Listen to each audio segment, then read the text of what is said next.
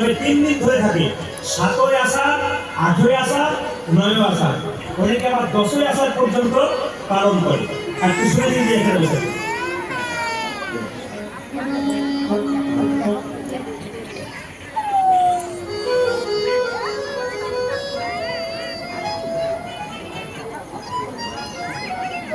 আচ্ছা, আস্তে আস্তে গান করবেন আর কথাগুলো শুনে নেবেন। এই 4 দিন কিন্তু মায়েরা পৃথিবী অজগতে থাকে। এই সময় দেখবেন আসামের কামাখ্যা মন্দিরে যদি কেউ যান, এই সময় মা কামাখ্যার মন্দির কিন্তু বন্ধ থাকে। কেন?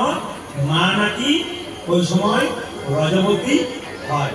সবাই শুনবেন, 51 পীঠের মধ্যে একটা অংশ আসামের কামাখ্যা মন্দিরে পড়েছে, ওটা হচ্ছে মা দুর্গার জনিটা। এই জন্য সেদিন জনি পূজা হয় ওখানে। তবে সবাই লক্ষ্য করবেন যে এখানে বসবেন, ওখানে কিন্তু 3 দিন ধরে মন্দির বন্ধ থাকে, পূজা পাঠ কিন্তু হয় না। এই 7ই আষাঢ় থেকে 10ই আষাঢ় পর্যন্ত যারা এখানে কীর্তন শুনছেন তাদেরকে বলবো, কোন শুভ কাজ বাড়িতে করবেন না। কি বললাম? 7ই আষাঢ় থেকে 10ই আষাঢ় মায়েরা করে কান করে শুনে যান, একেবারে শুভ কাজ করবেন না। অন্নপ্রাশন নয়, বাড়ি শুরু করা নয়, গৃহ প্রবেশ নয়, কোনো ভালো কাজ কিন্তু করা যাবে না।